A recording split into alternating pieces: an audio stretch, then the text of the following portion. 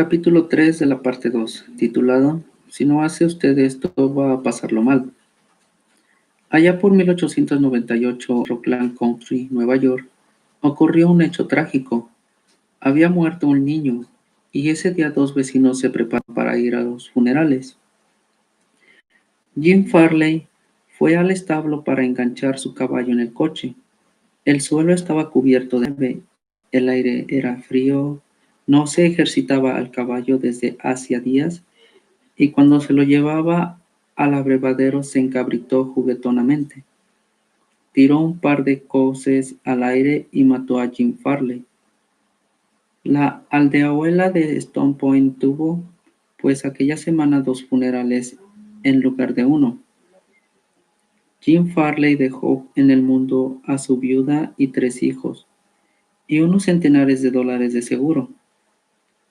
Su hijo mayor, Jim, tenía entonces 10 años y fue a trabajar en un horno de ladrillos,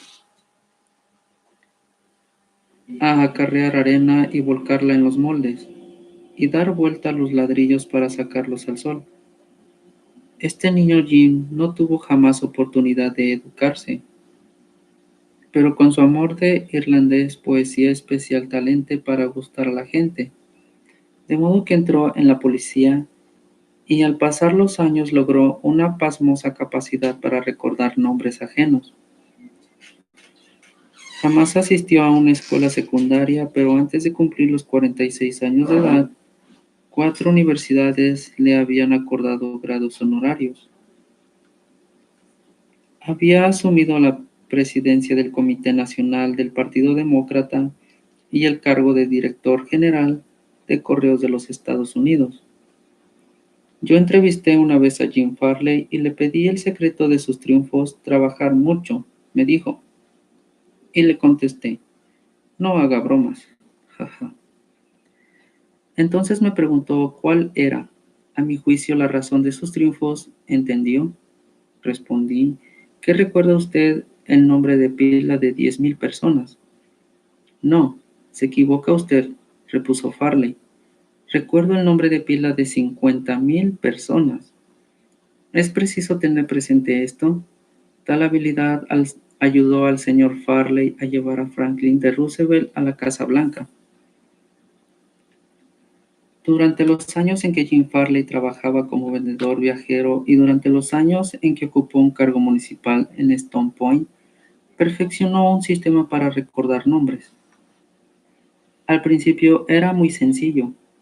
Cada vez que conocía a una persona, averiguaba su nombre completo, su familia, sus ocupaciones y el matiz de sus opiniones políticas.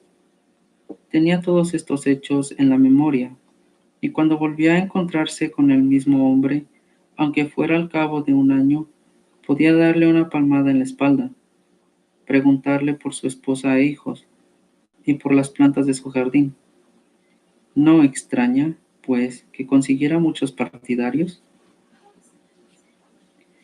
Durante varios meses, antes de empezar la campaña presidencial del señor Roosevelt, Jim Farley escribió centenares de cartas por día a personas residentes de toda la extensión de los estados del oeste y del noroeste. Luego subió a un tren y durante 19 días recorrió 12,000 millas en 20 estados, viajando en tren, coche, automóvil y canoa.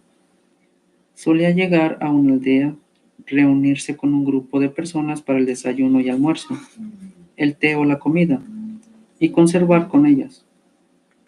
Francamente, llanamente. Luego emprendía otra etapa de su viaje. Tan pronto como estuvo de regreso en el este, escribió un nombre de cada población que había visitado para pedirle una lista de todas las personas con quienes había hablado en cada ocasión. La lista final tenía miles y miles de nombres, y a cada persona de esta lista Farley rindió el sutil agasajo de enviarle una carta personal del gran personaje que la dirigía a querido Bill o querida Jane, y firmaba simplemente Jim. Jim Farley descubrió al principio de su vida que el común de los hombres se interesa más por su propio nombre que por todos los demás de la tierra.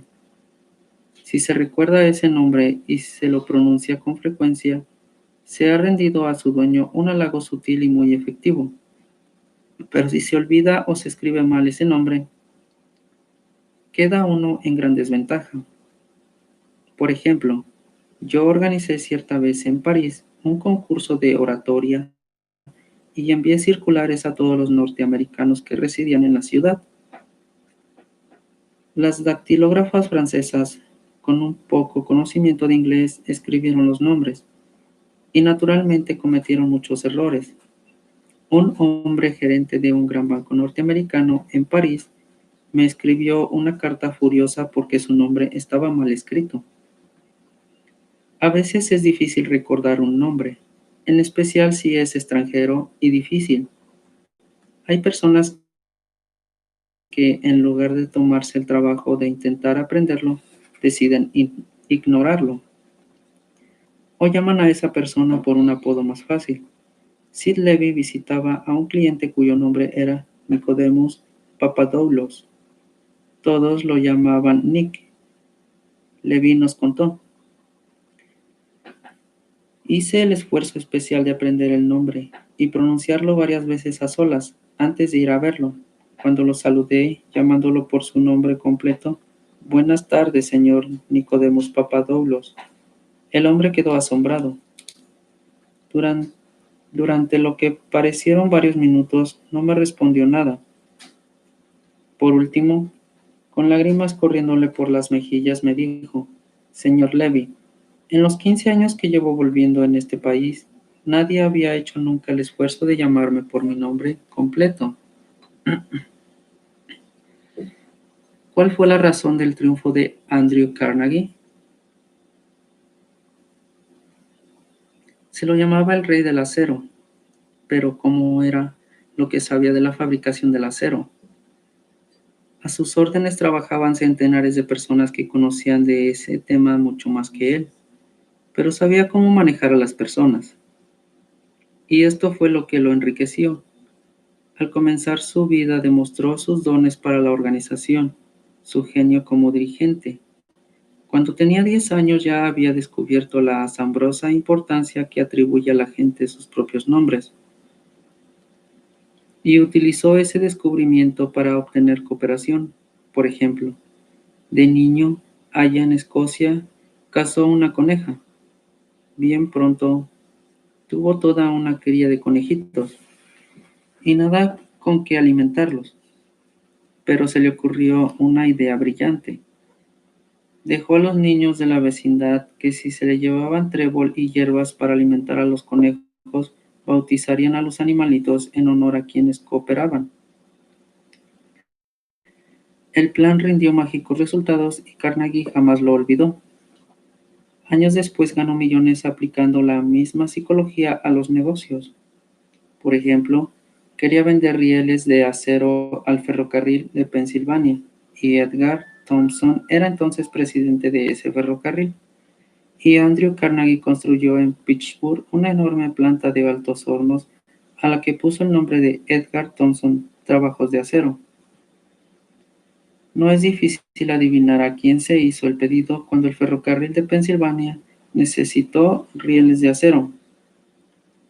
Cuando Carnegie y George Pullman trabajaban por lograr la supremacía en la venta de vagones dormitorios, el rey del acero volvió a recordar la lección de los conejos. La empresa central de transportación, en la cual dominaba Andrew Carnegie, luchaba contra la compañía en que dominaba Pullman. Las dos empresas pugnaban por proveer de vagones dormitorios al ferrocarril Union Pacífico. Rebajaban los precios y destruían toda probabilidad de beneficio para la firma que tuviera el negocio. Carnegie y Pullman habían ido a Nueva York para ver, cada uno por su cuenta, al directorio del ferrocarril. Una noche se encontraron en el hotel St. Nicholas y Carnegie dijo: buenas noches, señor Pullman. ¿No le parece que estamos procediendo como un par de tontos? ¿Por qué?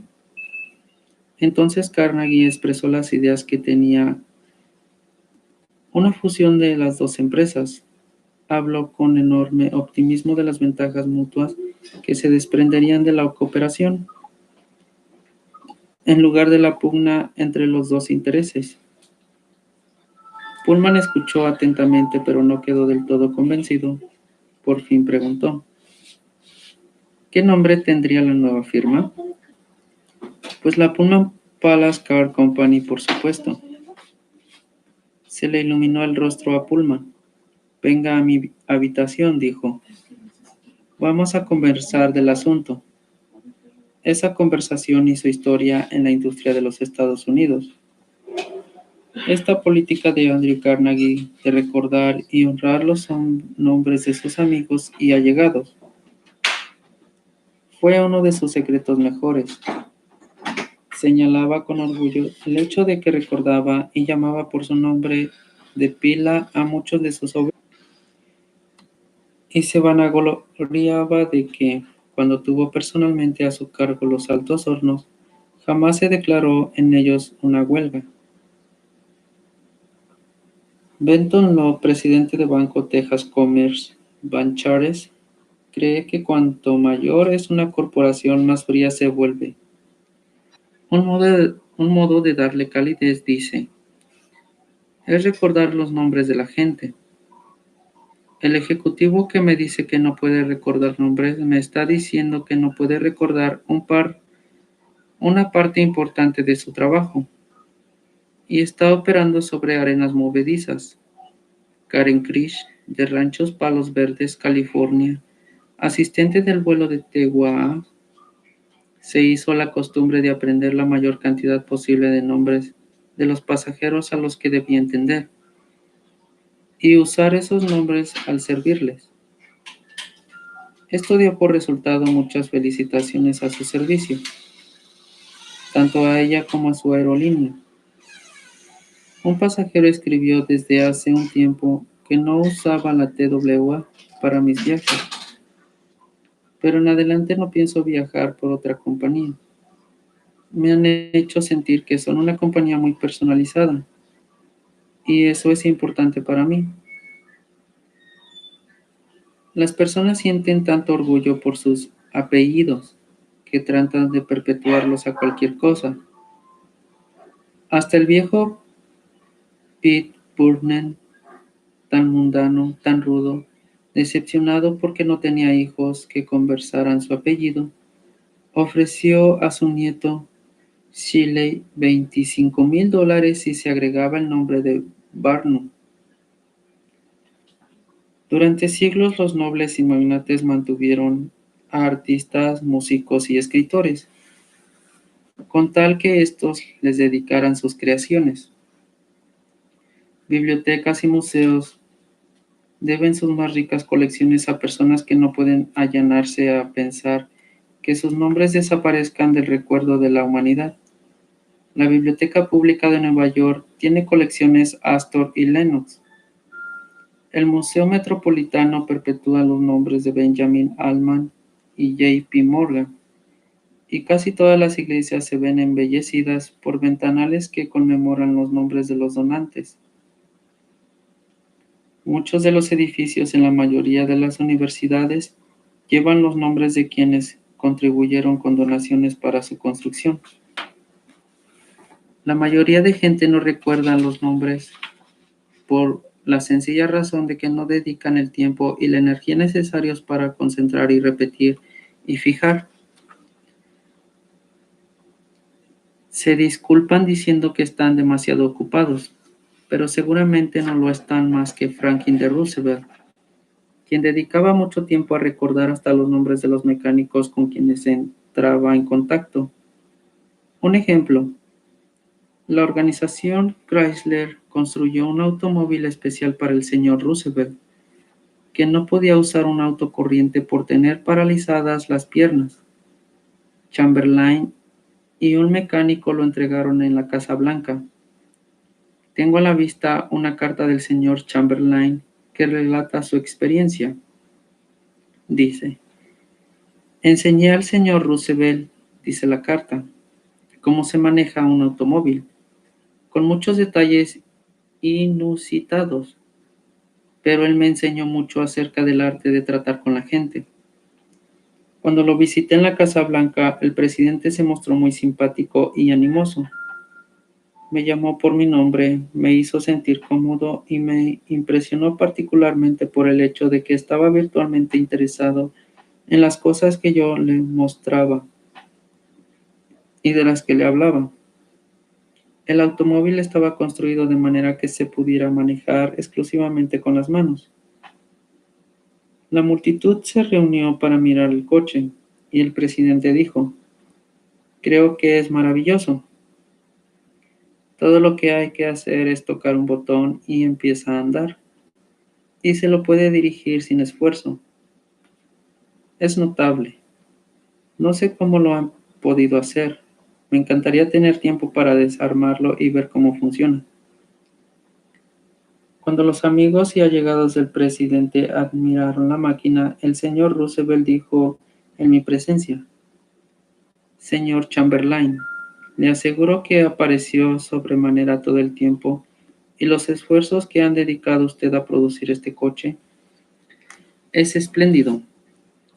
Admiro el radiador especial, el reloj, el faro especial, el tapizado, la posición del asiento del conductor, las vajillas especiales en el comportamiento, con sus iniciales en cada una.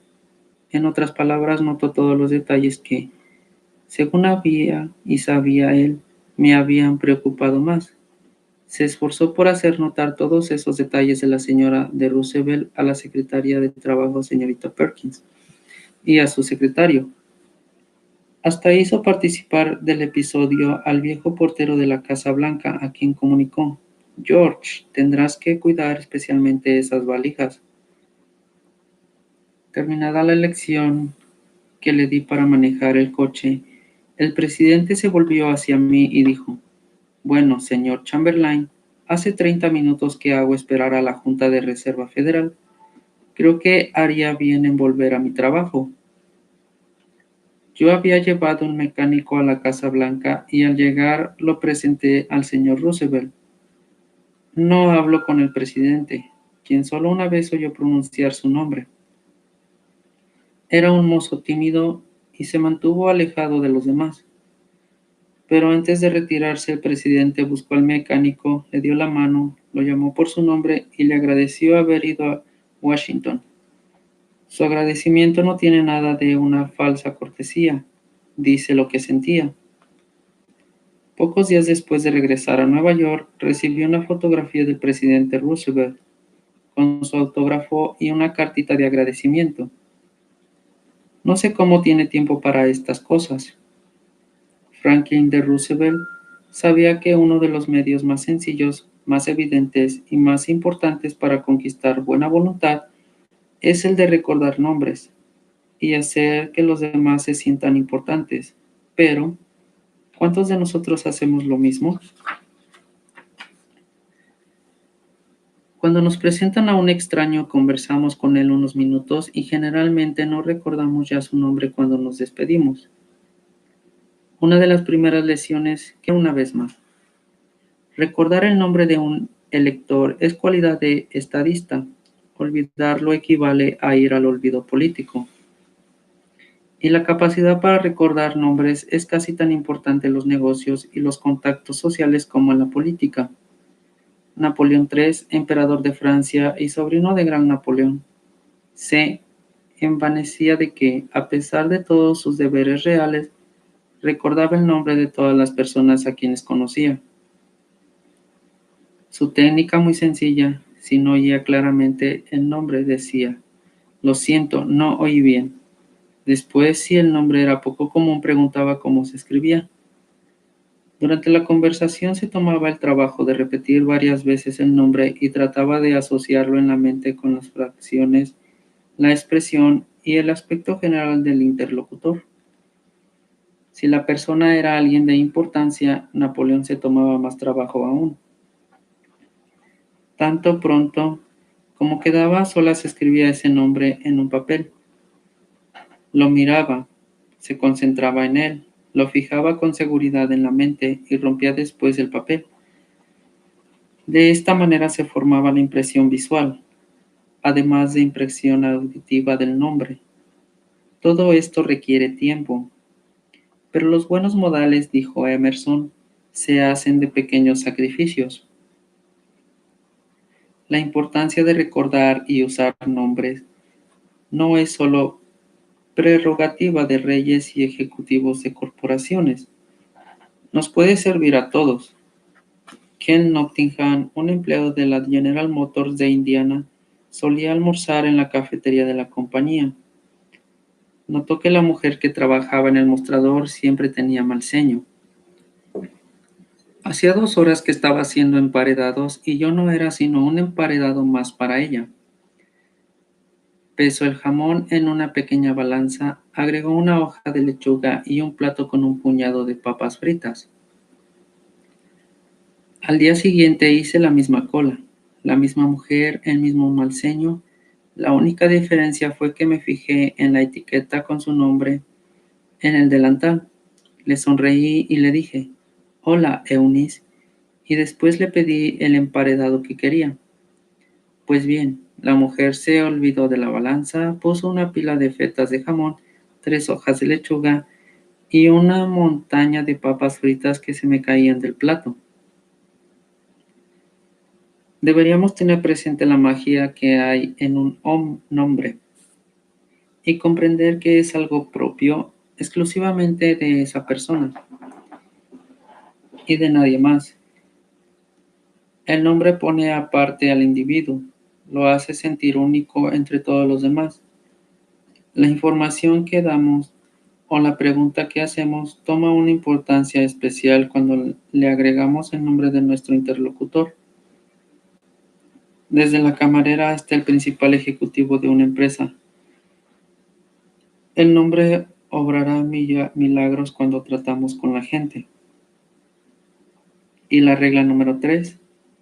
Recuerde que para toda persona, su nombre es el sonido más dulce e importante en cualquier idioma.